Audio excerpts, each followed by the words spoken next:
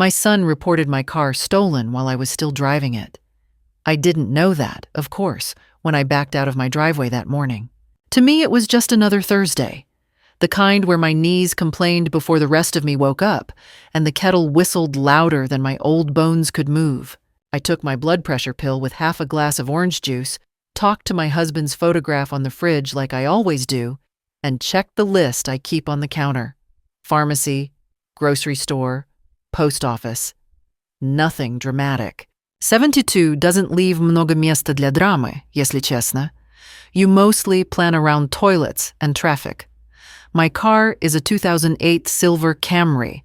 Nothing special, but it's mine. I bought it the year after my husband died, when I realized I couldn't keep driving the old truck forever. I keep the registration and title in a clean plastic envelope in the glove compartment. Old habits from when we ran a small cleaning business and had to keep papers in order. The car smells faintly of lemon wipes and wintergreen gum. I like it that way. The sky was clear, the kind of pale blue that promises heat by noon. I drove the same route I'd driven for years, past the bakery that used to be open late, past the elementary school where my son once played on the swings. Now the swings rust, and my son, Andrew, wears a suit and a tight smile and comes by once a month to check on me and ask if I've thought more about stopping driving while it's still your idea, Mom. I thought of him as I turned onto Maple Avenue. Mostly because I was driving past the bank where I'd once signed papers I never fully read, trusting his voice over my own eyes. It's just a power of attorney, he'd said then, so I can help if something happens. Something did happen, just not the kind he meant. I had the radio low, some old Motown station crackling through the speakers, when I saw the flashing blue lights in my rearview mirror. At first, I didn't even understand they were for me. Reflex made me glance ahead, looking for some idiot weaving through traffic. But the street was nearly empty, just a white pickup far ahead. The lights stayed behind me, closer now, and the siren gave a short, sharp whoop that cut right through the music. I felt my stomach drop in that slow, heavy way. I signaled and pulled over to the curb, as carefully as if I was taking a driving test again. When you're old, you make sure your blinker is on extra early, so nobody can say you came out of nowhere.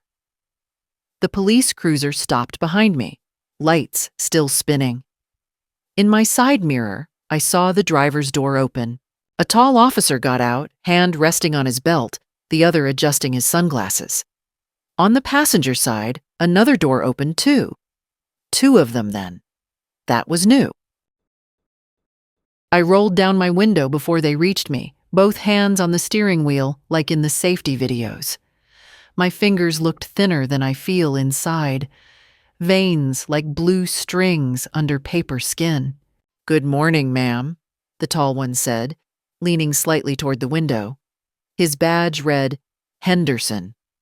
He was maybe mid-30s, with that tired, alert look people get when they see too many things that don't fit in one lifetime. "Can I see your license and registration, please?" "Of course, officer," I said. My voice came out steadier than my heart felt. "May I reach into my purse?" He nodded. The second officer, a woman with her hair tightly braided under her cap, stood a little behind his shoulder, eyes moving from my hands to the interior of the car and back again. I fumbled a bit with my wallet. These little plastic sleeves were not made for old fingers, and handed over my license. Then I leaned toward the glove compartment for the registration. The plastic envelope slid forward neatly. I always keep it right there, between the manual and a pack of tissues. Henderson took the papers, glanced down at them, then at me. "Is this your vehicle, ma'am?" "Nora Harper?" he asked. "Yes," I answered. "It's registered to me. I've had it. 15 years now." "Why? Was I speeding?" I almost smiled at the absurdity. I hadn't driven over 30 since 2019. "No, ma'am," he said slowly. "Just sit tight for me, all right?" We'll be right back." They went back to the cruiser. I watched in the mirror as Henderson slid into the driver's seat. The woman, her name tag said Ramirez, standing beside the open door, peering at some small screen I couldn't see. Every now and then, Henderson spoke into the radio, clipped to his shoulder. Ramirez's jaw tightened as she read whatever was on the screen. A small, stupid part of me thought, maybe my tags are expired. Maybe there's some recall. Something ordinary. Life is mostly ordinary troubles. You don't jump to the worst thing unless you've been trained that way by years of bad news. When he came back, he didn't lean on my window this time. He stood a little further back, body angled, as if he was ready in case I suddenly turned into a danger, which is a strange thing to feel when your knees crack going up 3 steps. "Ma'am," he said, voice more formal now, "I'm going to need you to turn off the engine and step out of the vehicle." My throat went dry. Did I do something wrong? "We'll explain in a moment.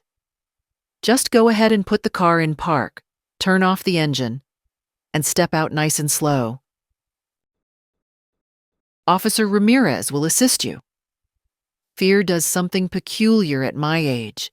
It's less shouting and more buzzing. My hands obeyed on autopilot. Shift to park, twist the key, pull it out. The silence after the engine stopped felt louder than the siren had. Ramirez opened my door for me, which would have been gentlemanly if not for the way her other hand hovered near her holster. "Easy there, Miss Harper," she said, her tone softer than her body language. "Watch your step." I swung my legs out carefully, the way my physiotherapist taught me after my last fall. The asphalt felt uneven under my sensible shoes. The air smelled faintly of gasoline and hot dust. "Can you face the vehicle for me?" Henderson asked. "Hands on the roof, please."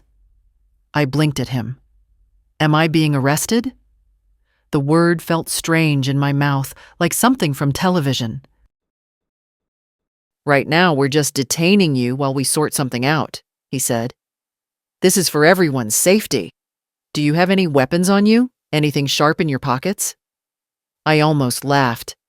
"Only my house keys and a peppermint," I said. But I did as he asked, palms flat on the warm metal of my own car. My fingers trembled against the paint. Ramirez patted me down briskly, professionally. She avoided looking me in the eye. Somewhere deep inside, a very old anger stirred, the kind that has nothing to do with these particular people, just with the fact that I'd lived long enough to be treated like a suspect next to the car I'd washed myself last Sunday. "All right, ma'am, you can turn around," Henderson said, when they were done. He held my license and registration in one hand, the other resting again on his belt. "I'm going to explain what's going on. I need you to listen carefully, okay?" "I'm listening," I said. My voice was thinner now, but steady. Years of holding myself together in hospital corridors had trained it well. He took a small breath, like he didn't quite like the words he had to say. "This vehicle is listed in our system as stolen," he said. "The report was filed this morning. That's why we stopped you." For a moment, the words didn't fit together. Stolen. My car? Me? Morning. It was like trying to read with your glasses off. All shapes, no meaning. "That's impossible," I said. "The car hasn't left my driveway except with me in it." "The report lists you as the suspected driver," Henderson went on, eyes watching my face. "It also says that the legal owner is concerned about your, mental state. It claims you may be confused and not realizing you've taken the vehicle without permission." I felt something inside me go very, very still. "Legal owner?" I asked quietly. "The title is in my name. You're holding it."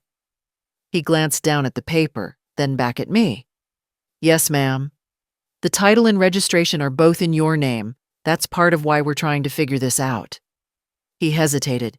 "The person who filed the report identified himself as your son, Andrew Harper. Is that correct?" For a second, all I heard was the distant hum of traffic and the ticking of my cooling engine. The sun felt suddenly too bright, like someone had turned up the contrast on the world. "Yes," I said at last.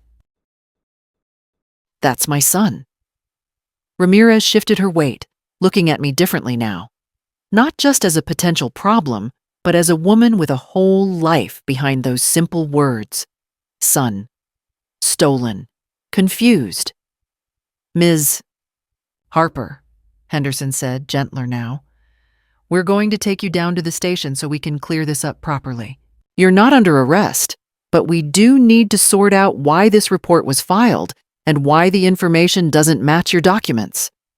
"I see," I answered, though I didn't, not yet. "Can I at least lock my car?" Ramirez nodded. "I'll lock it for you, ma'am. Your vehicle will be towed to our impound lot until we confirm ownership. You'll get a receipt at the station." The idea of my car being dragged away behind a truck, like some wounded animal, bothered me more than the thought of the station. That car had carried my groceries, my medicine, my tired body to and from all the small errands that make up a widow's life. It had never asked anything but gas and an occasional oil change. They opened the back door of the cruiser for me. No handcuffs, at least. The seat was too low for my knees and too hard for my back, but I lowered myself in as gracefully as I could. As the door closed with a heavy thunk, I caught one last glimpse of my Camry in the side mirror, sitting quietly at the curb where I'd left it, sun glinting off the windshield, as if it belonged to me. They say time stretches when you're frightened, but inside that patrol car it shrank into something thin and airless. The plastic seat was cold against my back, and the divider between me and the officers made me feel like I'd been folded into a box I no longer fit in. I watched the world slide past the window in broken reflections: storefronts, a mother pushing a stroller, a teenager on a bike. Ordinary things I'd seen 1,000 times, now blurry behind the sting in my eyes, I refused to let fall. Officer Henderson drove without speaking. Ramirez sat angled toward her tablet, fingers tapping, eyes darting to me every few minutes. Not unkindly, more like someone watching a fragile object that might tip over if the road jolted too hard.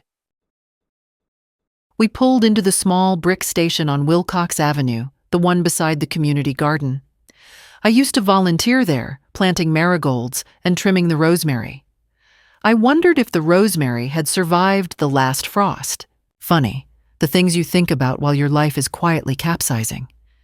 They helped me out of the car, Ramirez offering her hand, Henderson holding the door. Inside, it smelled of old paperwork and burnt coffee. A fluorescent light flickered overhead with a tired hum. They led me to a small interview room with white walls and a metal table scuffed by years of elbows and confessions.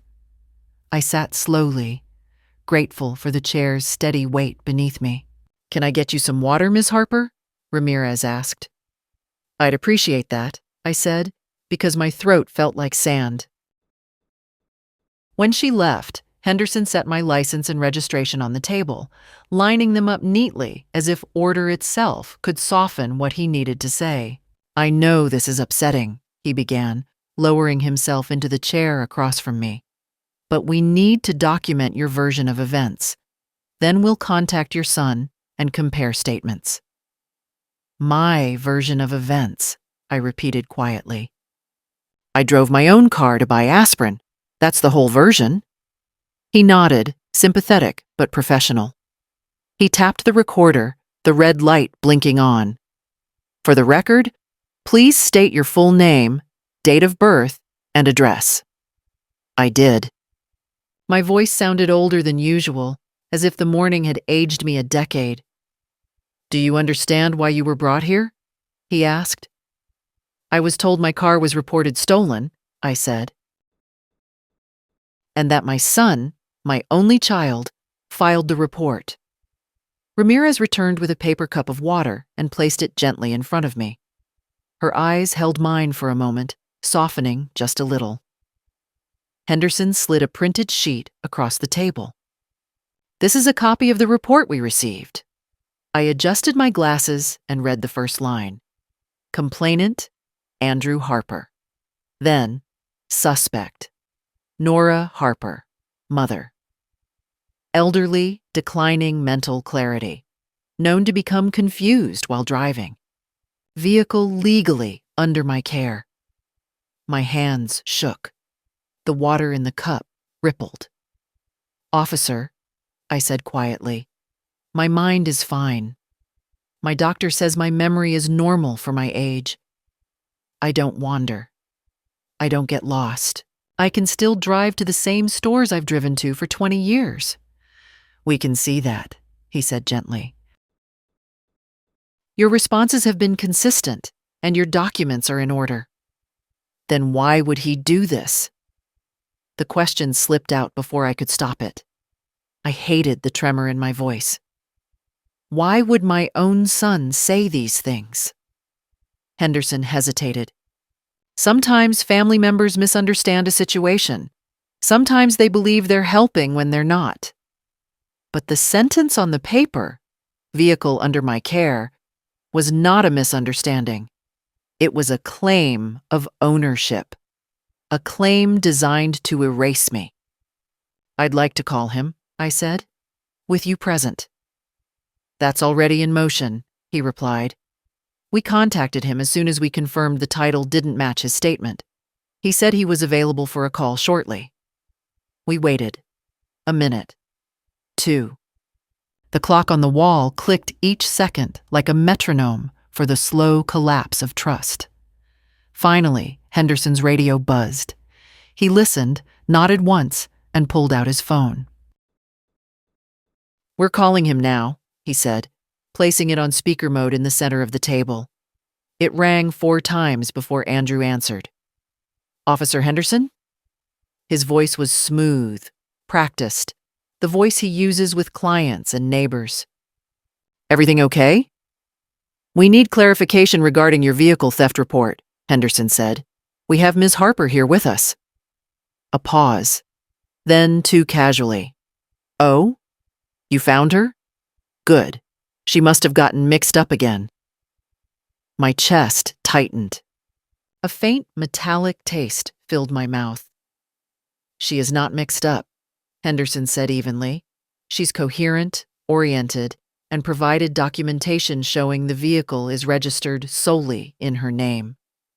Another pause. Longer this time. "Well," Andrew said, tone shifting, "I'm responsible for her affairs. She signed that over last year, so technically the car is under my management. I just didn't want her endangering herself or anyone else. You know how it can be with memory issues. My memory is fine," I said sharply, leaning toward the phone. "Mom," he sighed, patronizing, "let the officers do their job, okay?" Ramirez's eyebrows lifted slightly. "Mr. Harper," Henderson said, "we will need you to come down to the station to resolve contradictions in your statement." There was a flicker of something in Andrew's voice then, annoyance slipping through the polished surface. "Is that really necessary? I'm at work. Can't this wait?" "No," Henderson said. "It cannot." Another long silence. Then he hung up. The room felt colder. Ramirez turned off the speaker. "Ms. Harper, there are steps you can take if someone is misusing authority over your affairs. We'll guide you through them." I folded my trembling hands in my lap. I felt like a house someone had quietly broken into. Familiar rooms suddenly wrong, drawers left open, something missing I hadn't yet named. "I just want the truth on record," I said finally. "Whatever happens next, I want it clear that I was driving my own car, and that I am not lost." Henderson nodded. "We'll make sure of that." And for the first time that morning, I let myself breathe. The interview room felt smaller after the call with Andrew, as if the walls had quietly moved inward while I wasn't looking. It reminded me of hospital rooms, the way air changes when news arrives, even before anyone speaks it aloud. Officer Henderson turned off the recorder, slid it aside, and folded his hands on the table. A careful gesture, the kind people use when they know the next part won't be easy for the listener. "Ms. Harper," he said gently, "we're going to go through a few more questions. Not to interrogate you, just to document inconsistencies in your son's report. It's important for your protection." My protection. The words should have comforted me, yet they felt heavy, almost foreign. I'd spent my life protecting Andrew, from scraped knees, from bad friends, from his own worst impulses. I hadn't imagined the day would come when I needed protection from him. "All right," I said quietly. "Ask whatever you need." He tapped his pen lightly. "When was the last time you felt confused while driving? Any incidents of getting lost? Near misses? Anything your son might have misunderstood?" I straightened a little, not out of pride, but clarity. "Officer, I have never gotten lost in my own neighborhood.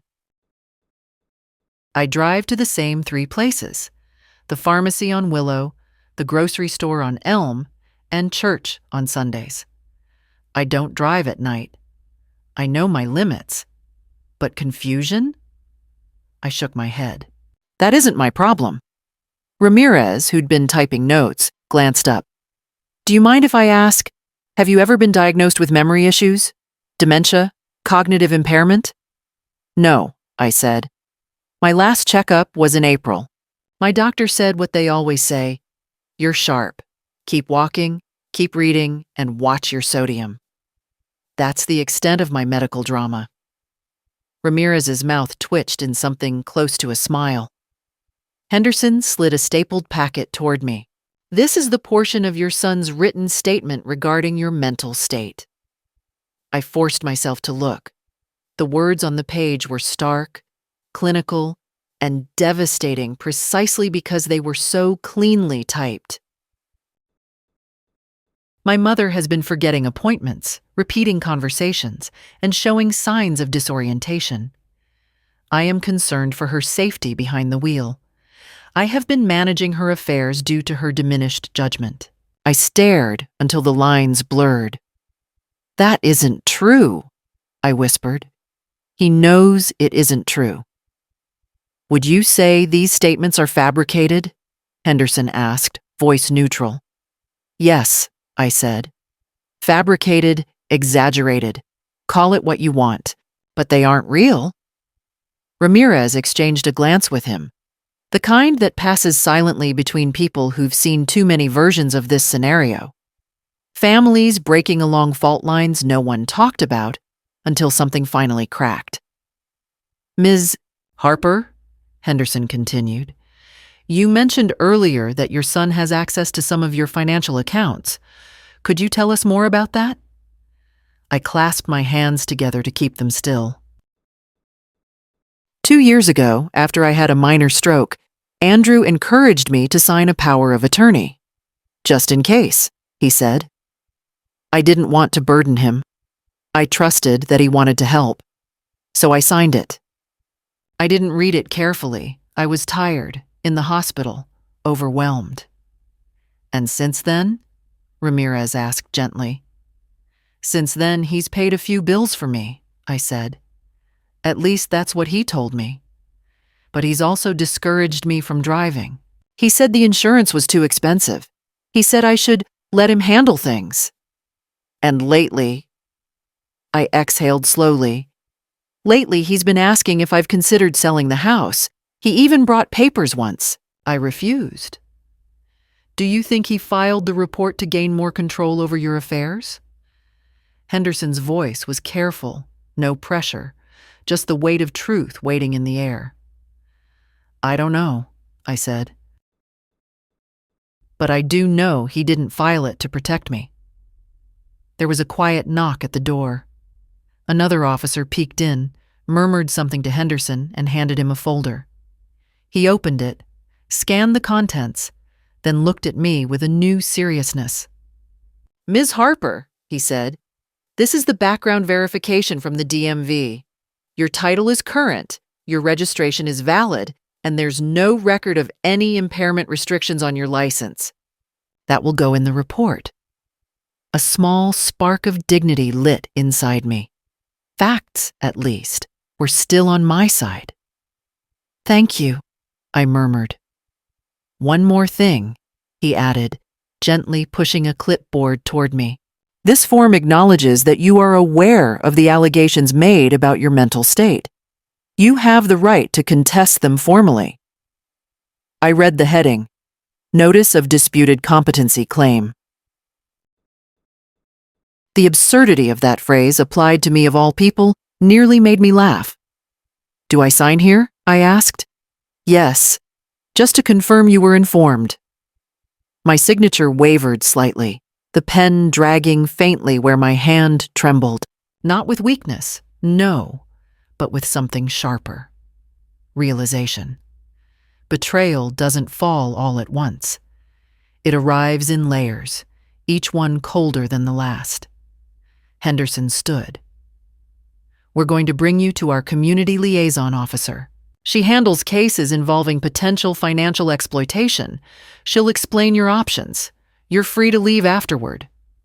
I nodded, pushing back my chair. My knees protested, but the rest of me felt strangely steady. Maybe sorrow does that. It empties enough space inside you for sturdiness to take root. As they guided me down the hallway, past bulletin boards and old coffee with a cop flyers, I felt something I hadn't felt since the day I buried my husband.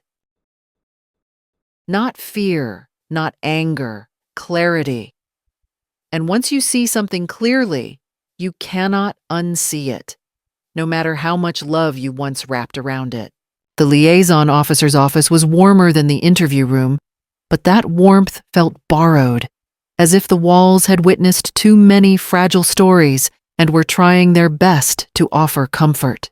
Officer Patel, small, composed, with a calmness that felt practiced rather than innate, motioned for me to sit. She had kind eyes, the kind that didn't flinch at the sight of someone's life unraveling quietly across a metal desk. "I've read the preliminary report," she said. "Before we proceed, I need to ask, do you feel safe returning home today? Does your son have a key? Has he ever threatened you?" "No," I said, then corrected myself. "Not in the way you mean." "Andrew doesn't yell or slam doors. He persuades." The word felt thin. "He insists. He decides things for me and brings me the conclusion as if it's kindness." Patel nodded, writing something down. "That can also be a form of pressure, Miss Harper." Pressure. Yes. That was the word I had avoided for years, dressing it up instead as concern, as guidance, as a son taking care of his aging mother. But pressure is a hand that keeps moving, silently, until you no longer notice the weight. She slid a pamphlet toward me, thin, blue, government issued. Elder financial abuse, recognizing the signs. "Ms. Patel," I said, lifting my gaze, "my son didn't steal my money." "Not directly," she replied gently. "But filing a false report to restrict your mobility, combined with a power of attorney, can indicate an attempt to gain control." I stared at the pamphlet, but didn't open it. The title alone made my throat ache. "Did you authorize him," she asked, "to manage your financial accounts?" "Yes," I admitted. "After my stroke. I was tired. He said he'd help." I swallowed. "I thought it was temporary." "Temporary powers don't usually include the ability to claim ownership of your vehicle." She tapped the printed copy of Andrew's statement. "Here, He refers to himself as the primary decision maker for your assets. That goes beyond routine help. The room dimmed slightly as my vision blurred. I blinked hard. I never intended to hand him my life. You haven't, Patel said. But he may be acting as if you have, and that is why we document everything. She explained my options. Submit a counterstatement. Request an internal investigation. Involve Adult Protective Services if needed. Each step sounded heavy, bureaucratic, slow, like walking uphill through wet sand. Still, I nodded, because doing nothing suddenly felt like erasing myself. Would you like to leave a formal complaint? She asked. I hesitated. Filing a complaint against your own child isn't something your heart knows how to do cleanly. It feels like cutting a branch from a tree you planted yourself. But then I remembered Andrew's voice on speakerphone. Calm, smooth, and full of practiced lies, and the sharpness of betrayal outweighed the softness of motherhood. Yes, I said. I would. While she typed, I watched her fingers move quickly across the keyboard, each keystroke a small engraving of truth into a system that didn't know me and hadn't asked to. But truth is truth, even on cold metal. When the report was done, Patel printed a copy and slid it toward me. Review this. Sign if it matches your understanding. I read it. False reporting. Misrepresentation of ownership. Possible misuse of authority granted under power of attorney. Seeing those words aligned, formal, unflinching, felt like stepping into a mirror that reflected not only my face, but every moment I'd overlooked the warning signs. I signed. Patel stood. We'll escort you to the lobby. You're free to leave. If your son contacts you in an aggressive or pressuring manner, document everything. Dates, times, words, and do not sign anything he brings you. I won't, I said, and for the first time, I meant it without hesitation. Ramirez met me in the hallway. Your car is at our lot for now, she explained softly. Once everything is resolved, you'll be able to retrieve it. We'll call you. Thank you, I said. The phrase felt too small. She walked me toward the exit, stopping just before the lobby doors. Ms. Harper, if someone filed a false report about me, I'd be shaken too. But you handled yourself with grace today. Don't let anyone tell you you're confused. Her words pricked something tender inside me. Outside, the sunlight felt harsher than before. I sat on the bench near the flagpole to gather myself. The air smelled faintly of cut grass and car exhaust. People walked in and out of the station. Young men with tattoos, a couple arguing quietly, a woman clutching a clipboard, each carrying their own small crisis. I reached into my purse for my phone. Several missed calls from Andrew. No voicemails. He never left voicemails, just called until I answered. He believed persistence was love. I once believed that too. I didn't call him back. Instead, I dialed for a taxi, feeling the strange weight of being driven somewhere in the middle of the day for reasons I never expected. As I waited, I looked down at my hands, my wedding band still on my finger, the skin thinner now, but familiar. I thought of my husband. He'd always said, Nora, trust your instincts. They're the one thing nobody can take from you. I'd failed that advice for too long, but as the taxi pulled up and I rose slowly from the bench, one thing became startlingly clear. I was finally listening. The taxi dropped me off at the end of my street because I asked the driver not to pull into the driveway. I didn't know why. Maybe I didn't want neighbors seeing me step out of a cab from the police station. Or maybe I wanted a few extra seconds to brace myself before walking into the quiet I'd left behind that morning. The air was warmer now, almost heavy, clinging to my skin as I made my way up the sidewalk. My house looked the same as always. The faded shutters, the porch with the loose railing, the little ceramic bird bath my husband insisted we keep even after the birds stopped visiting. Everything in its place, and yet nothing felt familiar. When I opened the door, the stillness inside wrapped around me like a cold towel. I set my purse on the kitchen table and stood there a moment, listening to the hum of the refrigerator, the clock ticking on the wall, the distant murmur of a lawnmower 2 houses down. Ordinary sounds. It should have been comforting.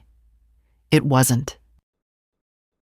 I walked to the sink and ran water over my hands, as if washing away whatever had clung to me at the station. When I turned off the faucet, the silence rushed back in. My eyes drifted across the kitchen. The yellow curtains I'd sewn 25 years ago, the ceramic jar of wooden spoons, the framed grocery list my granddaughter had written when she was 7, full of crooked letters and unnecessary exclamation points. All these small pieces of a life carefully tended, and suddenly threatened by a son who seemed to believe I no longer deserved control over any of it. I sat at the table and pulled the police documents from my purse. The pages rustled like brittle leaves.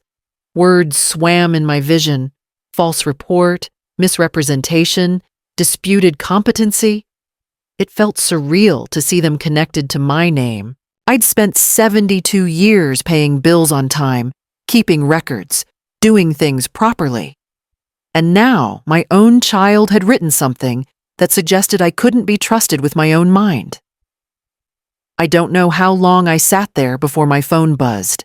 Andrew's name lit up the screen. Not a call this time, a text.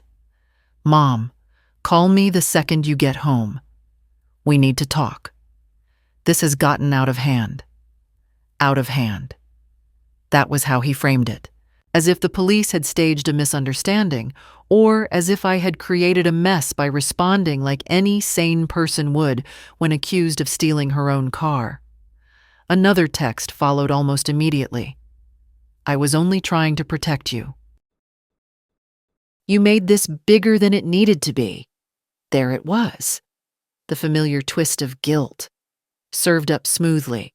The same tone he used when he told me I worried him by keeping my checkbook in a drawer instead of letting him create a more streamlined system. When he said I made things complicated by wanting to read documents before signing. When he said I was overreacting about selling the house. Protect. Complicated. Overreacting. His vocabulary of control. A third text came in. "Call me now, Mom. We need to straighten this out before someone gets the wrong impression." The wrong impression. As if the impression came from nowhere. As if his report hadn't been written with exact, deliberate strokes. I turned the phone face down. My stomach growled, a reminder that I hadn't eaten since breakfast. I opened the fridge and pulled out yesterday's leftover chicken, but the sight of it made my throat tighten. I put it back and instead made tea. The simple act of waiting for the kettle to boil steadied me more than anything that day. Steam rose, curling in the sunlight like a small, quiet promise. I carried the mug to the living room and lowered myself into my husband's old armchair. The cushions sagged in the same familiar place, shaped by his weight after years of late evenings watching baseball. I pressed my palm to the worn fabric and felt a strange ache, as if he'd stepped out just a moment ago and I was waiting for him to wander back in with the newspaper tucked under his arm. "What would you say now?" I whispered to the empty room. I imagined his answer, not in the way of ghosts, but in the way long marriages leave echoes. "Nora, don't let anyone take the reins out of your hands, not even family, especially not family, if they forget how to treat you." The tea warmed my hands, if not yet my heart.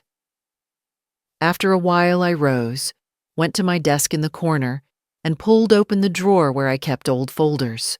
Warranties, bank statements, receipts. Beneath them sat the copy of the power of attorney Andrew had insisted I sign.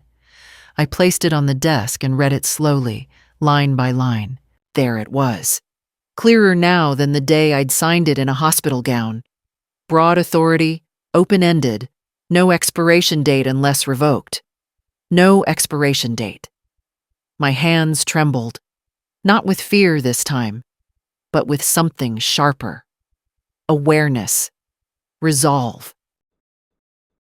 I found a notepad and wrote a single sentence at the top. Tomorrow, the bank. Then beneath it, then call the attorney. Revoke everything. Simple steps. Necessary ones. Steps I should have taken earlier, before the police lights, before the humiliation of standing beside my own car, while strangers wondered if I even belonged behind its wheel. The sun had begun to dip by the time I set the notepad down. Light stretched across the floor in long, thin stripes. My phone buzzed again. Andrew. I didn't turn it over. Instead, I walked to the front door, locked it, slid the chain into place, and stood there a moment, feeling the quiet click settle into my bones like a small but undeniable victory. My house. My lock. My decision. And for the first time in a long while, the silence inside felt like mine again. That night, I slept poorly, if you could even call it sleep.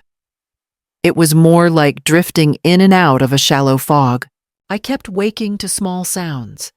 The creak of the house settling, a car passing outside, the refrigerator clicking on, and each time I felt that same pulse of unease, as if the world had shifted a few inches to the left, and nothing sat quite where it used to. By morning, my eyes burned, but my mind was strangely alert, sharper than it had been in weeks. I made oatmeal I barely tasted, washed the bowl, and sat at the kitchen table with my notepad.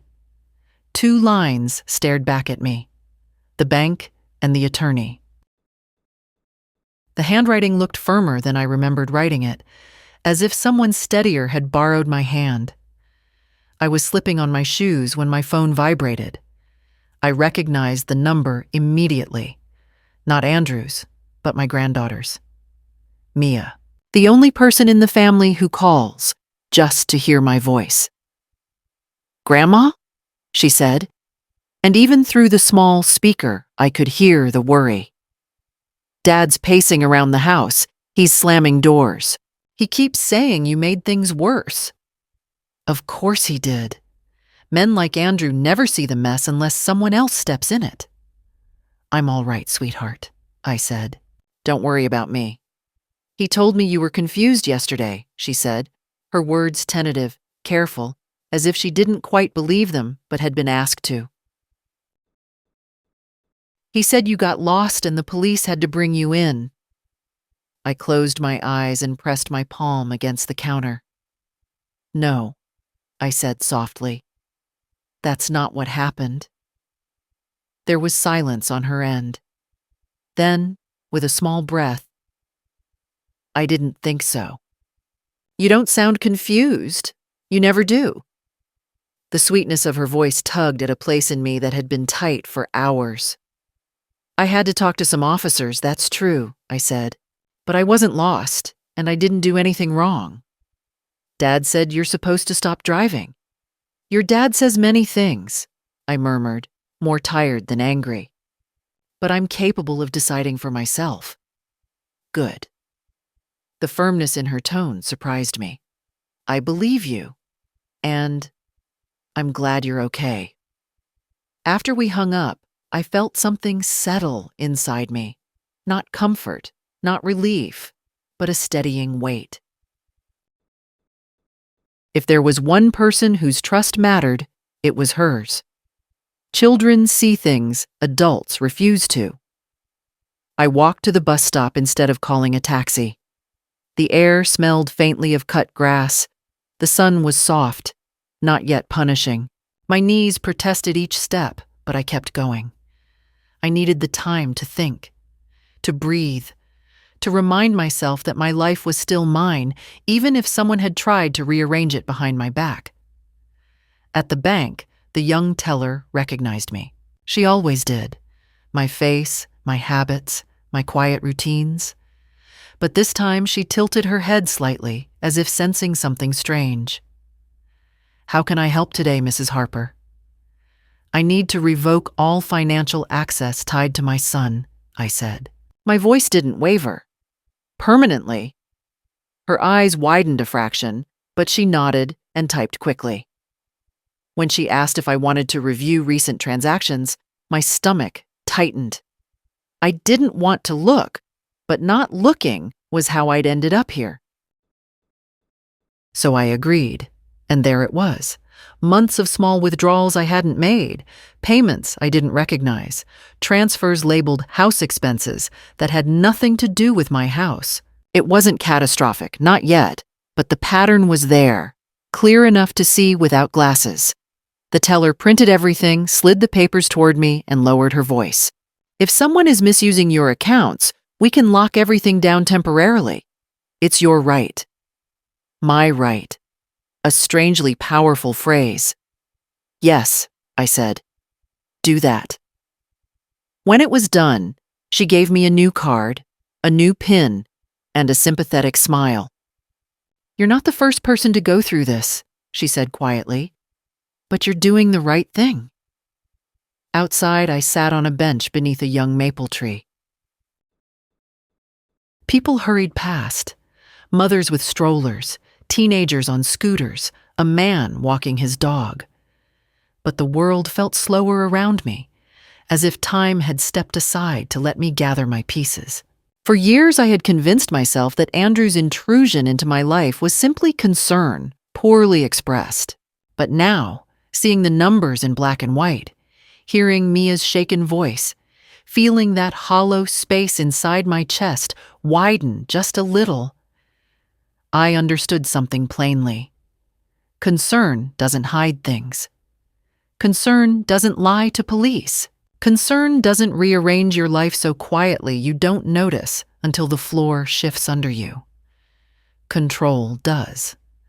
I smoothed the papers on my lap and breathed deeply. One step done, another to follow. And for the first time since yesterday morning, I felt the faintest edge of strength return, not loud, not triumphant, but steady enough to stand on. By the time I reached the attorney's office, the sun had climbed high enough to make the sidewalk glare. I hadn't planned on walking the 4 blocks from the bank, but my legs carried me there before my mind caught up. The small brick building looked the same as it had the day my husband and I first went in to draft our wills. 2 hopeful parents thinking about the future, never imagining the future would turn around and stare back with sharper eyes. Mr. Lawson greeted me with that quiet professionalism older lawyers seem to cultivate, the kind that says nothing surprises them anymore, though life still tries. He helped me into a chair across from his desk. "What brings you in today, Mrs. Harper?" he asked gently. I placed the folder of bank printouts and police documents in front of him. "Something I should have done sooner," I said. "I need to revoke the power of attorney my son holds, and I need to make sure he can't rearrange my life without my consent." He opened the folder, adjusting his glasses as he read. His expression didn't change much, but that stillness told me everything. He'd seen this before. Maybe too often. "When did he file this police report?" he asked. "Yesterday morning, before I even left the house. And he stated you were confused, disoriented, potentially unsafe behind the wheel." "Yes." He tapped the paper lightly. "That's a very serious claim, Mrs. Harper, especially when combined with financial authority. I'm glad you came." I folded my hands in my lap. I didn't want to think poorly of him. "He's my son." "That's exactly why people hesitate," he said softly. "But legal protection isn't a judgment of character, it's a boundary." He drafted the revocation documents quickly, explaining each section with clear, simple language. I appreciated that. At my age, clarity feels like a kindness. When he slid the papers toward me to sign, my hand didn't tremble. Not this time. Once this is notarized, he said, your son's authority is null. I'll file copies with the county and send notices to the bank and any institutions involved. He paused, studying me. But Mrs. Harper, I also recommend you review your will. It appears your estate still names him as the primary beneficiary. I let out a slow breath. I know. I want to change that. Not out of spite, just practicality. Practicality, he repeated with a faint smile. A perfectly respectable reason. He asked who I wanted to designate. I thought of Mia, her steady voice, her careful questions, her refusal to believe the worst of me even when her father tried to plant doubt. My granddaughter, I said. But I want it structured so no one can access anything before she's ready.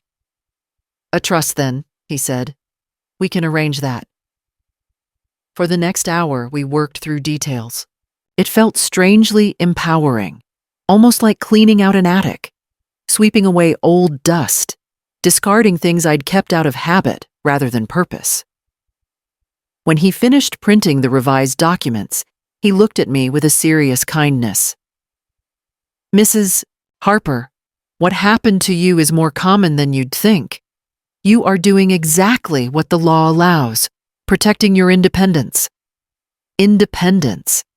Such a simple word, such a heavy one. On my way out, the receptionist handed me an envelope with my copies. I tucked it carefully into my purse and stepped outside. The afternoon breeze had picked up, carrying the faint smell of pine from somewhere down the block. My heart felt steadier, but my body suddenly remembered its age. The emotional weight of the past day had settled deep in my bones. I walked slowly toward the bus stop, conscious of each step. Midway down the sidewalk, I heard a voice behind me, someone calling my name. Mrs. Harper? I turned to see a woman jogging toward me. It was Rosa, my neighbor from 2 houses away, the one with the loud wind chimes and the gentle smile. She slowed, slightly out of breath. I saw you walking, she said. Are you all right? You look tired. I almost told her everything right there on the street, but the words stuck. Not from shame, no, but from the sheer strangeness of saying aloud that my own son had used the police to try to box me into a corner of my own life. I'm fine, I said instead. Just a lot on my mind. She touched my arm with warm, worried fingers. If you ever need a ride or help with errands, you know you can ask me. I know, I said. Thank you, Rosa. When she left, I stood still for a moment, feeling the wind tug lightly at my jacket. It occurred to me then that kindness is often quieter than betrayal, smaller, easier to overlook, but it steadies you just the same. The bus arrived with its usual groan of brakes, and I climbed aboard, holding the railing firmly. I took a seat by the window. The city slid by in soft colors, storefronts, trees, children racing each other down the sidewalk, life going on as if nothing extraordinary had happened. Yet something had happened.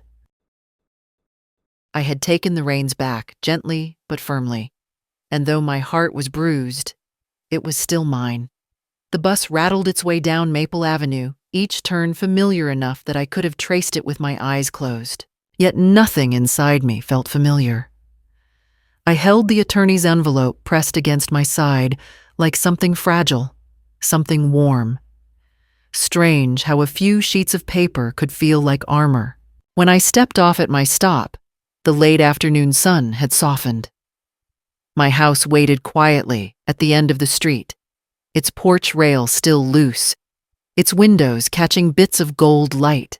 I walked slowly, my legs heavy from the long day, my mind heavier still. But I felt a faint thread of strength pulling me forward each step. Inside, the house was exactly as I had left it. Shoes aligned by the door, the tea mug rinsed and drying on the rack, yesterday's newspaper folded neatly. It was a small comfort, the kind that settles into your bones. I set my purse down and placed the envelope on the kitchen table, smoothing its edges.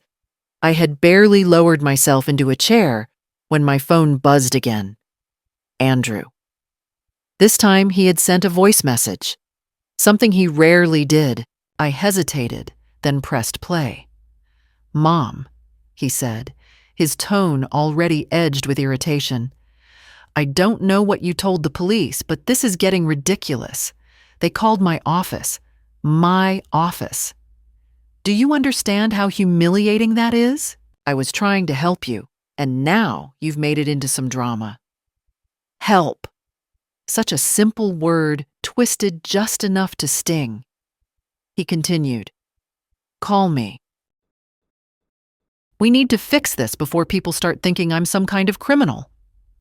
I put the phone face down again. His fear wasn't for me.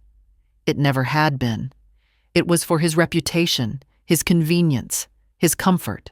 The police involvement threatened all three. Of course he was panicking now.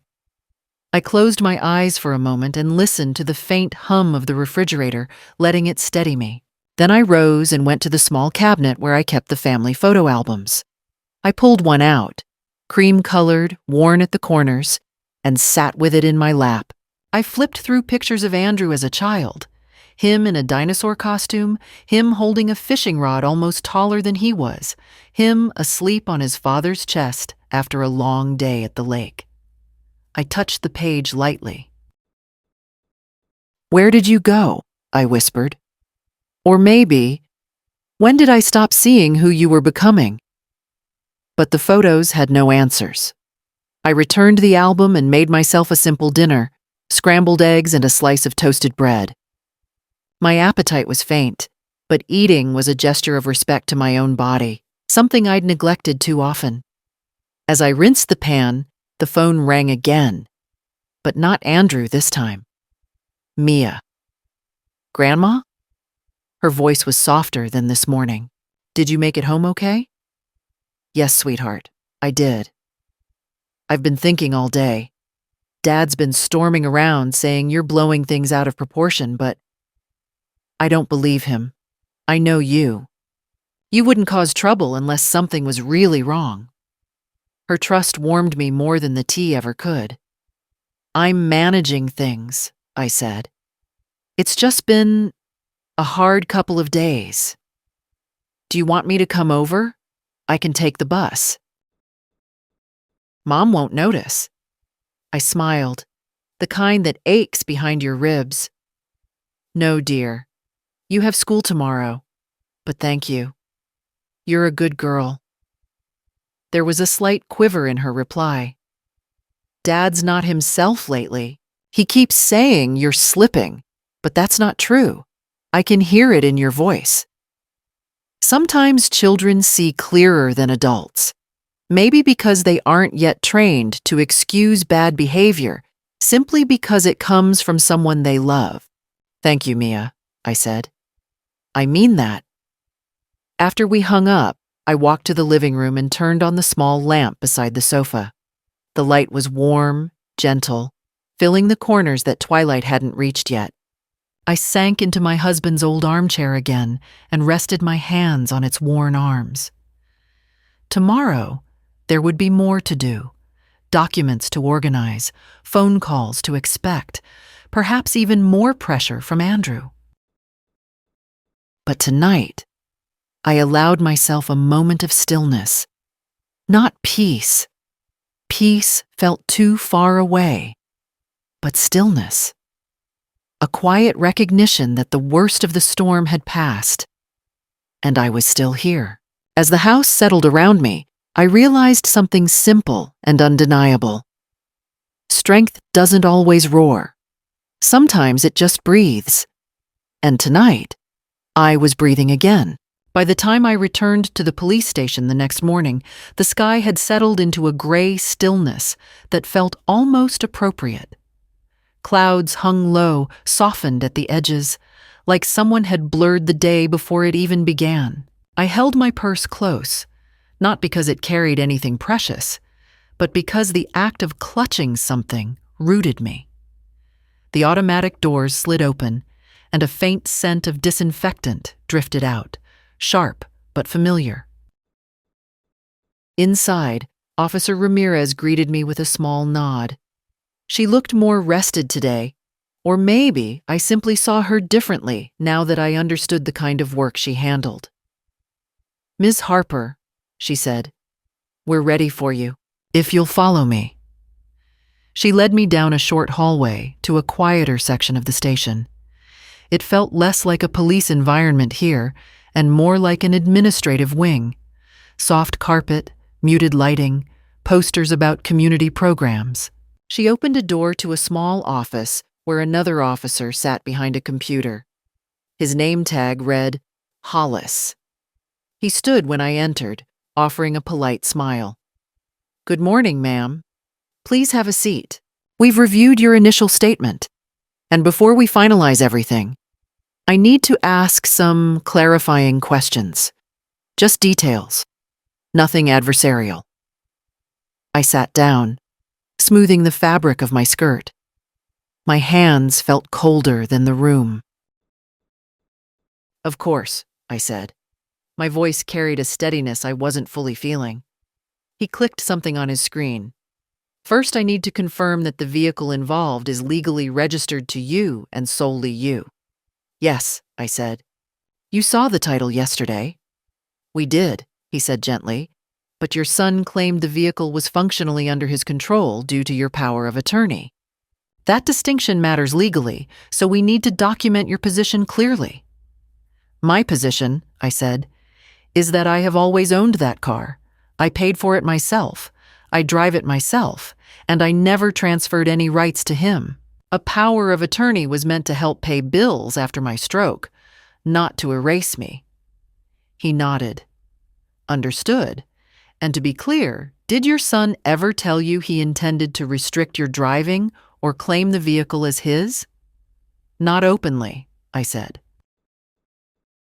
"But he's been pushing me to stop driving, suggesting I'm unsafe, encouraging me to leave things to him. I thought he meant well." I paused, letting the truth tighten inside my chest.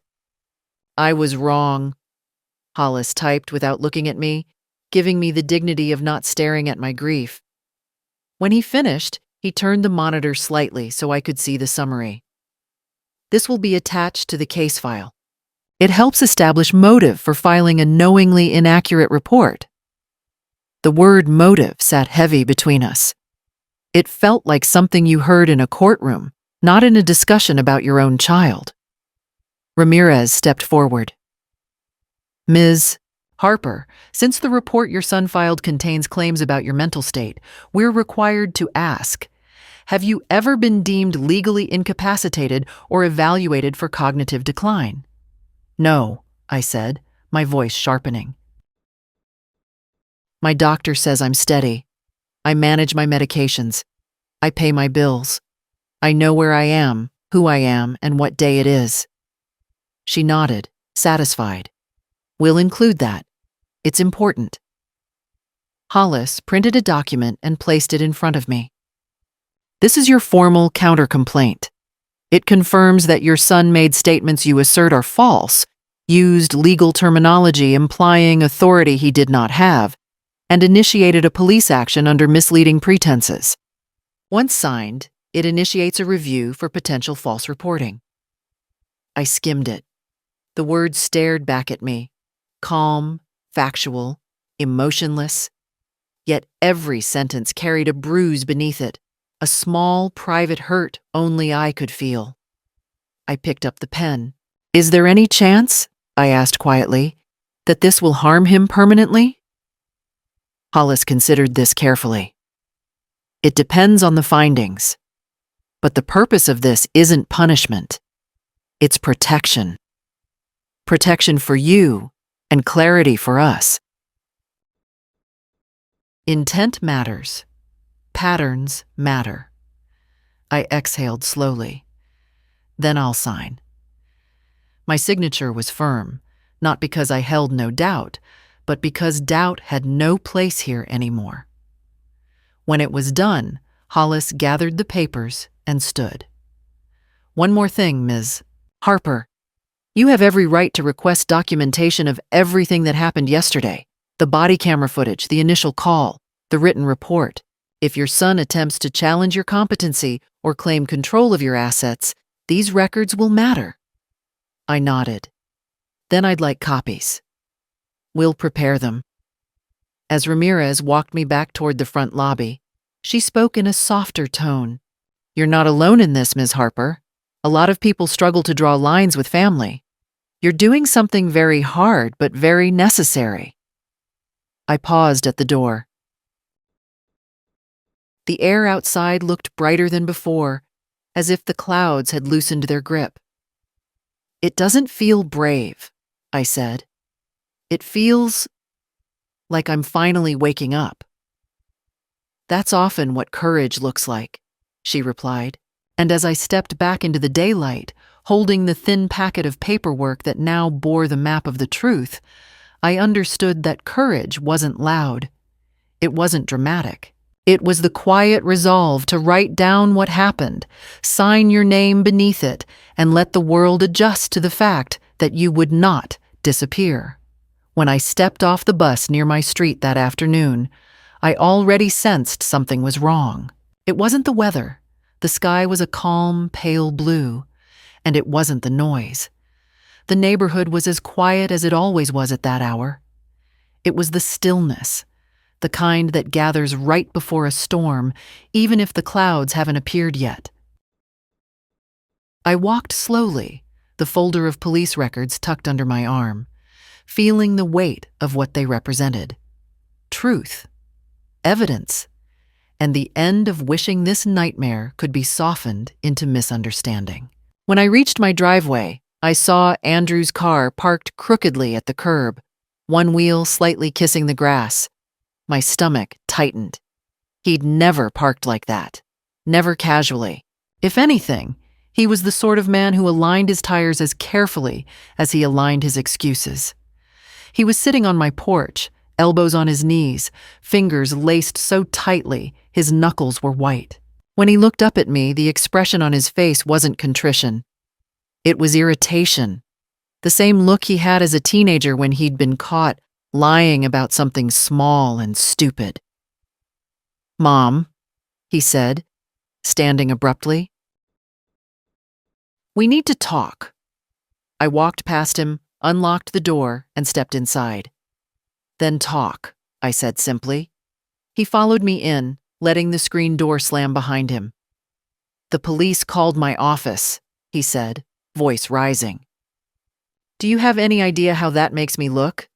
They're asking questions like I'm some sort of criminal."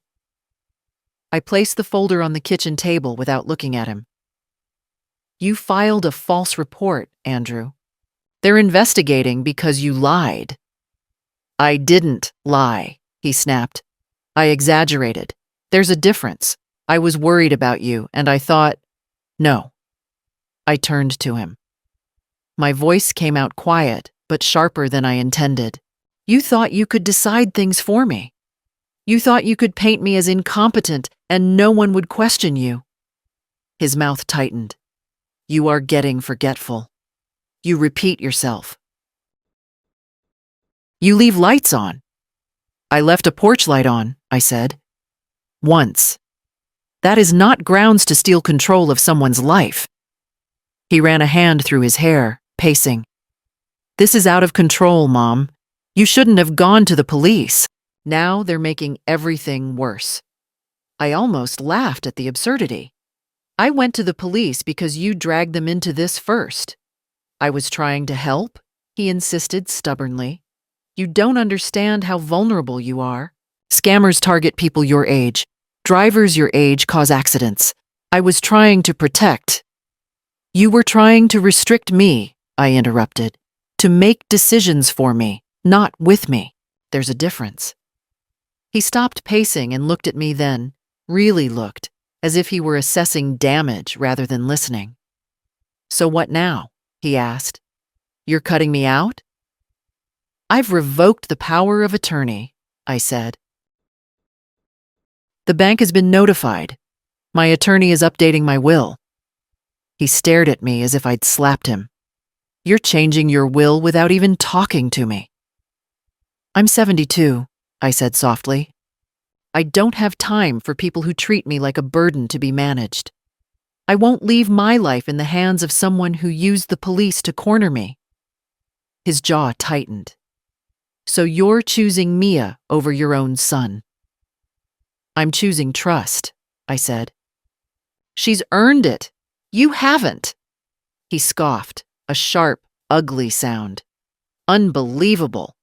You're letting them fill your head with paranoia. You think a few officers know you better than I do." "No," I said. "But they listened to me. You didn't." For a moment I thought he might soften, that maybe the truth had landed somewhere inside him, even if only briefly, but it passed like a shadow. He shook his head. "You're making a mistake," he said. "You'll regret this." "I've already regretted enough," I replied. He grabbed his jacket, muttering under his breath, and stormed toward the door. At the threshold, he paused, not turning back, but letting the weight of his words hang between us. "When things fall apart," he said, "don't expect me to fix them." I felt an old ache tighten in my chest, not because his words hurt, but because once I would have believed them. Once I thought he was the person who would lift me when life pressed too hard. But now I understood the truth. He'd been letting me fall for years. I just hadn't noticed the ground rushing up. When the door slammed shut behind him, the house trembled slightly, then settled. I stood there in the lingering silence, letting it stretch, letting it breathe. And for the first time, that silence did not feel like abandonment. It felt like space. Space I had reclaimed. The house was still vibrating with the echo of Andrew's anger long after his car pulled away.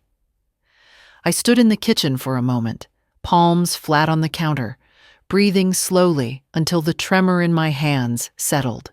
It was the first time in my life I'd spoken to my son without cushioning every word, without bending myself into a shape that made things easier for him.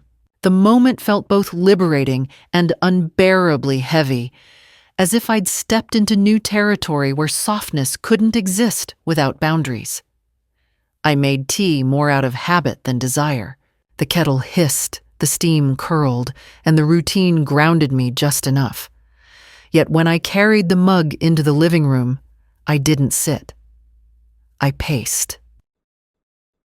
Something about the conversation had left me feeling hollow, as though the truth had been pulled out of me too quickly. I kept replaying his face, tight, offended, almost wounded, though not by what he'd done, but by the fact that I had finally named it. I was finishing my second lap around the coffee table when a soft knock came at the door. My heart jumped. For a moment, stupidly, I imagined Andrew had returned, ready to apologize, ready to fix something. But no, his knock had never sounded soft. It was always sharp, purposeful, the knock of a man who believed the door belonged to him as much as it did to me. When I opened it, it was not my son. It was Rosa from down the street, holding a small plastic container covered with foil. "I made too much soup," she said, her voice gentle, "and I thought maybe you hadn't eaten." A kindness that simple nearly undid me. I stepped aside to let her in. She looked around the house, not nosily, just observingly, like someone taking in the weather inside, not the furniture. "You look tired," she said quietly. "It's been a long couple of days," I admitted, She set the soup on the counter and leaned against the sink, hands folded. I saw your son leaving earlier. He didn't look happy. I swallowed. He didn't come to help. He came to object. I figured, she said. You don't need to explain. But I did want to explain, not the details, not the documents or the police calls, but the feeling. The feeling of suddenly realizing that the person you loved most had been walking behind you with scissors, snipping away at your independent strand by invisible strand. I think, I said slowly, that I've spent too much of my life excusing unkindness, especially when it came from him. Rosa nodded. Mothers do that. We tell ourselves they're just stressed or misunderstood. We hope it's a phase. But sometimes it's not a phase. Sometimes it's who they've chosen to become. Her words felt like a soft pressure on a bruise, painful but clarifying. After she left, I sat down at the dining table where sunlight was beginning to spill across the wood. My tea had gone cold. The legal papers sat neatly stacked beside it, quiet but potent. I reached for the top sheet, the copy of my revocation of power of attorney, and read the first line again. It steadied me like a hand on the shoulder. Then my phone rang. I expected Andrew again, but it wasn't him. It was a number I didn't recognize. I answered cautiously. Mrs. Harper? A man asked. This is Officer Hollis. I'm calling to let you know we've scheduled the follow-up interview with your son for tomorrow morning. We informed him earlier today. A small silence opened between us before he added, I wanted to make sure you were aware. Sometimes these situations escalate emotionally, and it's important you feel prepared. I appreciate that, I said, and I did. More than he knew. If he reaches out again, especially in a heightened state, please document everything or call us if you feel unsafe. Unsafe. The word felt wrong on my tongue. I had never associated it with Andrew. Even now, I didn't believe he would harm me physically. But emotional harm, financial harm, those he'd already done without seeming to notice. I understand, I said. Thank you. After I hung up, I didn't move for a long while. I simply sat there, hands resting on the smooth table, listening to the hum of the house. It was quiet enough to hear the shift of the air through the vents, the faint tick of the kitchen clock, the soft settling of the floorboards, the kind of quiet that felt like a beginning rather than an ending. In that silence, something softened inside me, not forgiveness, not yet, but understanding. Andrew's fear of losing control was louder than his love. His ego was larger than his gratitude. I couldn't change that, but I could refuse to let it shape the rest of my life. As the light stretched across the floor, I straightened the papers into a neat stack. My tea was cold, my heart was bruised, and my son was angry. But I was standing, and standing after everything was enough. I woke the next morning with a heaviness that didn't belong to sleep. It was the kind of weight that sits behind your ribs, quietly reminding you that the day ahead may demand more of you than you feel capable of giving. I moved slowly through my routine, washed my face, buttoned my cardigan, ate 2 crackers when oatmeal felt too thick to swallow.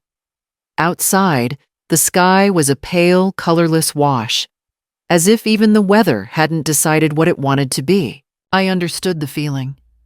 By mid-morning, I was gathering the documents Officer Hollis had told me to keep accessible. My copy of the counter complaint, the revocation papers, the bank statements with their thin trails of truth. I tucked everything into the same plastic folder that once held my car's registration. It had lived in my glove compartment for years, protecting me in its own quiet way. Now it protected something far more fragile than a vehicle: my autonomy. Around noon, the phone rang again, but this time it wasn't Andrew. It was Mia. "Dad's leaving," she said, without preamble. Her voice was tight around the edges. He grabbed a folder and said he has to clear things up with the police. "He's furious, Grandma. Really furious." I sat down at the table, gripping the edge. "Did he say anything to you?" "He just said you're overreacting and that he's going to fix it. But he looked scared when he said it. Not of you, of what they might find." Her insight cut through me with both pride and sorrow. "You stay out of it, sweetheart," I said softly. "None of this is your burden." "I know," she whispered, "but I hate seeing everyone pretend nothing's wrong." Her honesty was a balm I didn't know I needed. "Thank you for telling me. And thank you for believing me. I always will," she said. 3 simple words, yet heavier than anything Andrew had thrown at me these past days. After the call, I walked into the living room and lowered myself carefully into the armchair, the one that had shaped itself around my husband years before it shaped itself around me. The cardigan sleeves fell over my wrists as I folded my arms. The quiet was different today, not soothing, not threatening, simply waiting. I tried to read, but the words on the page swam. I tried to knit, but the yarn slipped between my fingers. Eventually, I set everything aside and listened instead. The faint hum of traffic, the distant bark of a dog, the refrigerator cycling on again, all tiny proof that life continued at its indifferent pace. Every so often I glanced at the clock on the wall. I imagined Andrew sitting across from the officers, his voice wrapped in polished frustration, his narrative carefully constructed. He was always good at sounding reasonable. Manipulation wears the same coat as concern sometimes. You only see the lining when it opens. The hours passed slowly. I made tea. I watered the peace lily by the window. I folded a towel that didn't need folding. Each task steadied me just enough to keep the air from thinning. It was nearly 3 in the afternoon when I heard footsteps on the porch. Not hurried like yesterday, not angry. Just steps. I rose and opened the door before the knock came. Officer Ramirez stood there, her expression calm but serious. "Ms. Harper," she said, "may I come in for a moment?" I stepped aside. She removed her hat as she entered, a small gesture of respect that tightened my throat unexpectedly. "I wanted to update you," she said once we were seated. "Your son completed his interview. There were significant inconsistencies between his statements and the documented facts." I clasped my hands together, the skin cool against itself. "What happens now?" "We're preparing a formal report," she explained. "It won't be immediate, but it will reflect the findings. I can tell you this much. You were right to come forward." The relief I expected didn't arrive. Instead, a slow, aching sadness settled over me. "He must be furious." Ramirez hesitated. "He's upset, yes. But that doesn't change the truth of the situation. And truth is what we work with, Ms. Harper." I nodded, looking down at the hardwood floor where sunlight made thin golden lines. "He wasn't always like this. People don't always become unrecognizable all at once," she said gently. "Sometimes it's a long, quiet shift." I exhaled. I think I let him shift too far without ever calling it what it was. "That happens," she replied. "The important thing is that you drew a line. Most never do." When she left, I stood at the door a while, watching her walk to her car. The street was still, the trees unmoving. My house felt strangely larger, as though boundaries I had not noticed were finally lifting. I didn't feel victorious, I didn't feel vindicated. But I felt awake, and sometimes awakening is its own form of survival.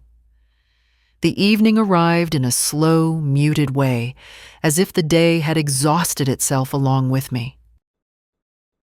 I didn't turn on the overhead lights. Instead, I let the living room settle into that soft half-dark where edges blur and thoughts come easier than words. I sat at the kitchen table with a notebook open in front of me, though I hadn't written a single line. I just traced the grain of the wood with my fingertips, following the curves and knots like they were a map back to myself. Around 6 o'clock, the phone rang again. I almost ignored it, thinking it might be Andrew, but the screen showed me his name. I answered immediately. "Grandma," she whispered. "Dad's home." Her voice was small, strained in a way that told me she was somewhere she didn't want him to hear her. "How is he?" I asked quietly. "He's pacing," she said. "And he keeps saying the officers misinterpreted him. He's angry, but not like last night. More like he's scared and pretending he's not." I closed my eyes. Fear often hides behind volume. I'd learned that with my husband's patience years ago, though it never occurred to me it might apply to my own son. "Stay out of the way," I murmured. "This isn't yours to carry." "I know. I don't like the way he talks about you. It's like he's talking about a stranger.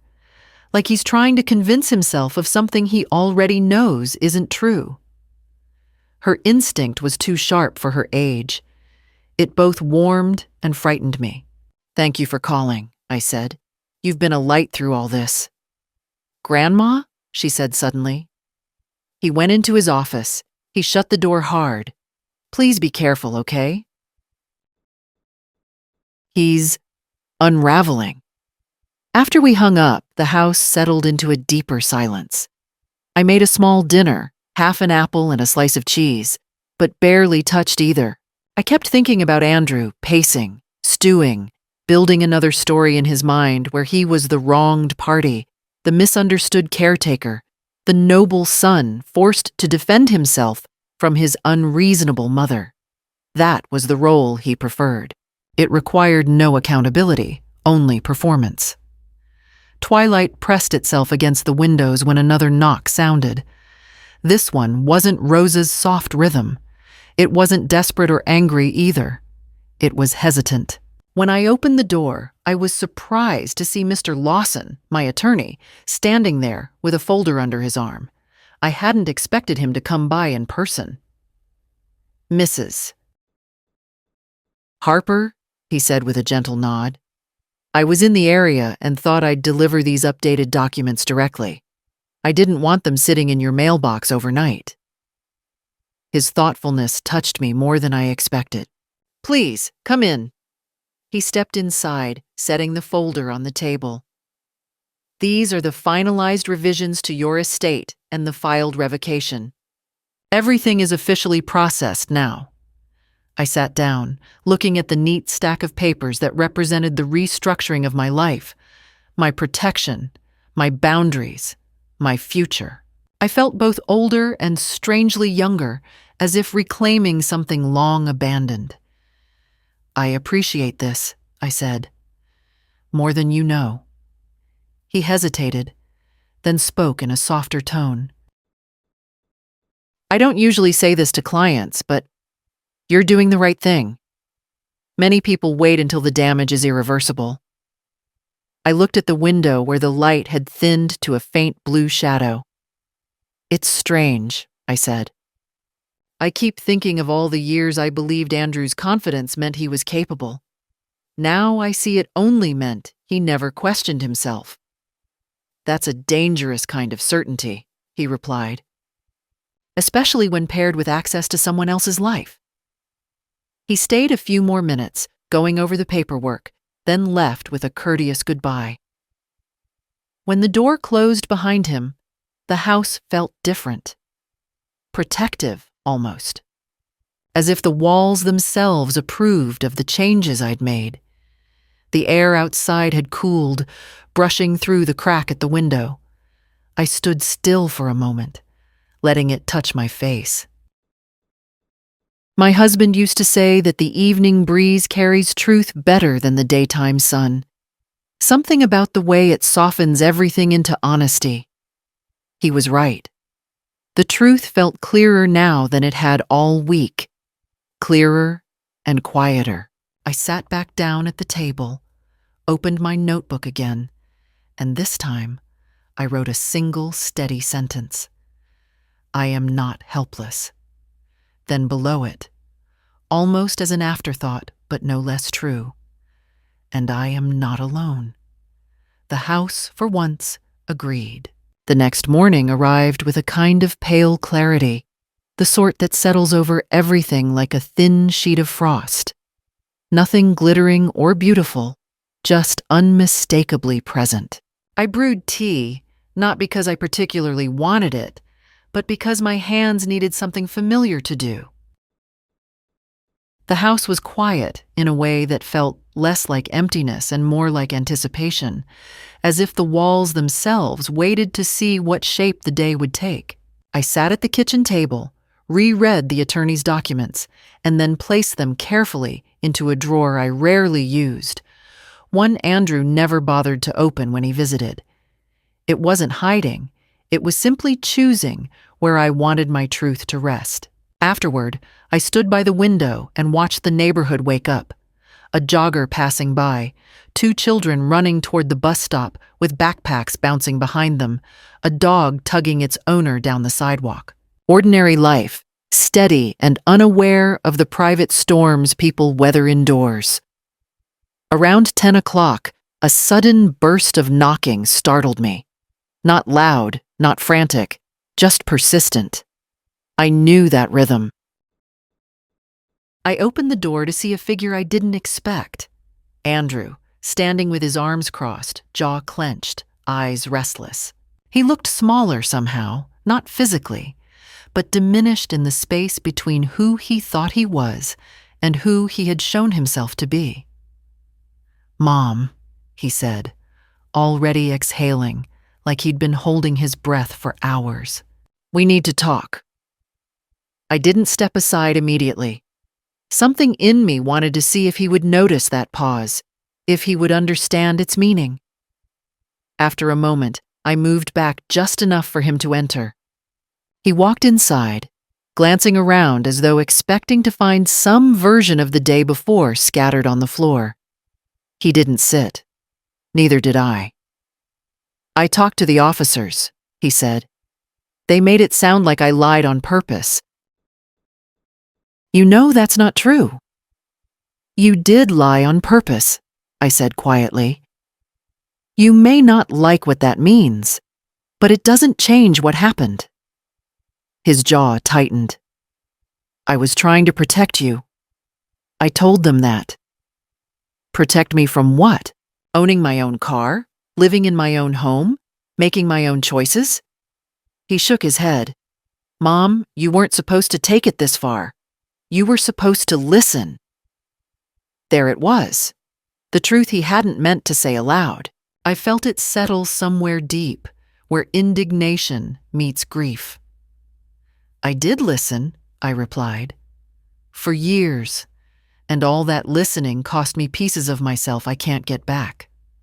He looked away, rubbing the back of his neck. "This whole thing has spiraled. The officers think I was manipulating you. They want more statements. They hinted I could face charges.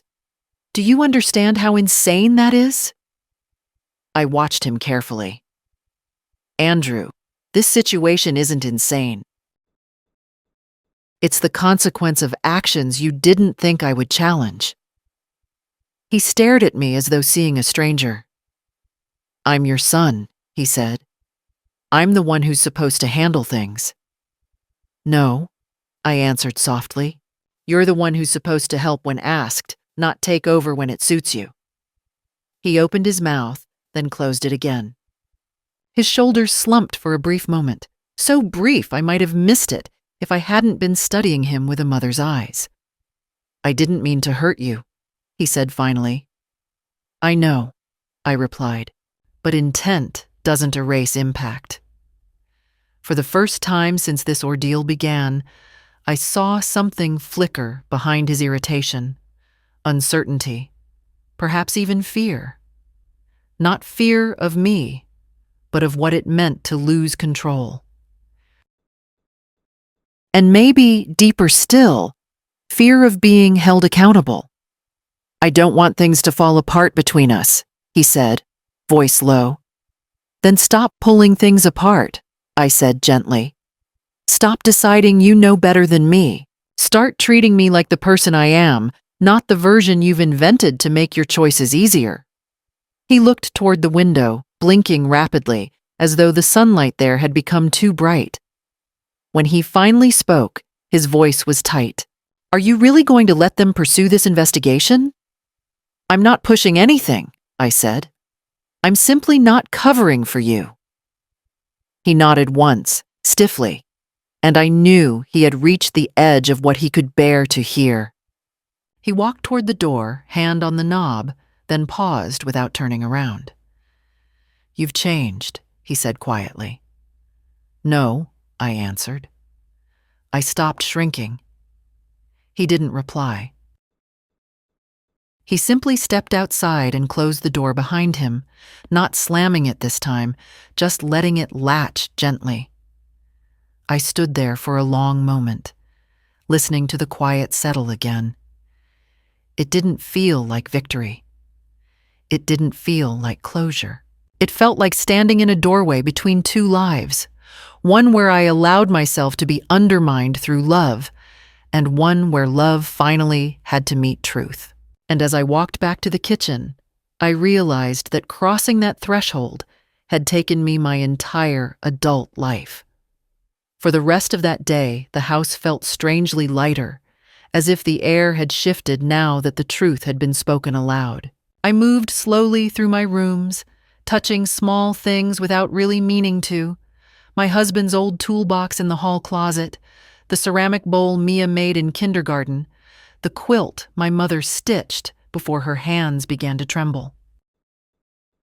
Every object felt like a witness to a quiet reclaiming, a reminder that my life had been built long before Andrew tried to rewrite it.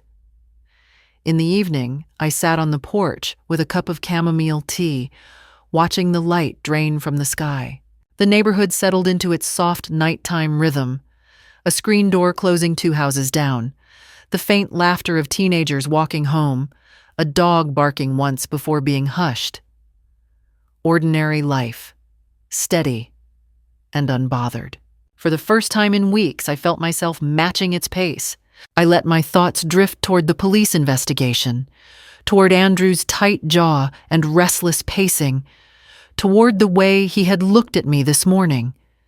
Not with love, not with malice, but with bewilderment. As if my refusal to fold had been some unexpected betrayal. It struck me then that he truly had believed for years that I would always bend, that I existed in the soft spaces around his needs. But something inside me had shifted, a slow, quiet tectonic movement that didn't ask for permission. The porch light flickered on as dusk thickened. I stayed outside anyway, wrapping a cardigan around my shoulders.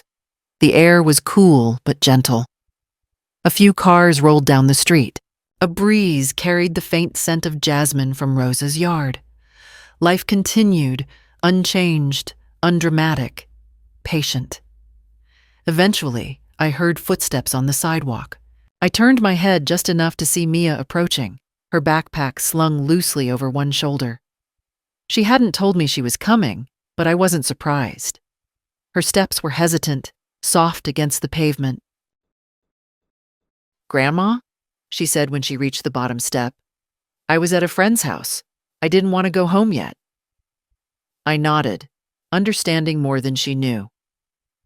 "Come sit," I said, patting the chair beside me.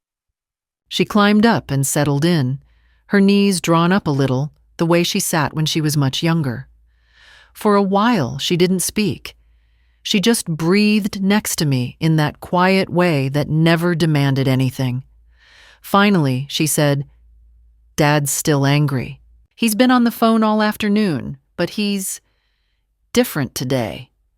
Quieter, like he doesn't know what happens next."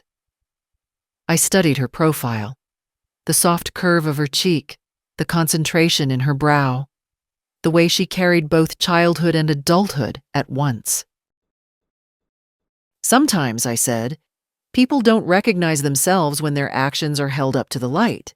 It takes time to understand what that reflection means." She nodded. "I'm glad you're standing up for yourself." Her words filled the small space between us like warm honey. "I should have done it sooner," I said. "But better late than never."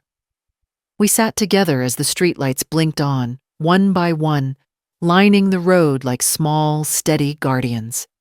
She rested her head lightly against my shoulder, and I felt an ache of gratitude so deep it almost startled me. "You know," I said after a long moment, "what happened doesn't erase the love I have for your father. But love doesn't mean letting someone walk through your life with muddy boots." She smiled faintly. "You always say things in a way that makes sense." "I've had a lot of years to practice," I said. When she finally left, the night had settled in completely. I watched her walk down the street, her figure growing smaller, framed by the soft glow of the lamps. And in that moment, I felt something I hadn't expected. An inner exhale, a release, a quiet reclaiming of dignity. I went inside, locked the door not out of fear but intention, and stood for a moment in the center of my living room. The house was mine. My choices were mine. My future, however many years remained, was mine. And that was enough. If you've read my story to the end, don't stay silent. Share your thoughts, leave a comment, or follow along. Our voices are stronger when we speak together.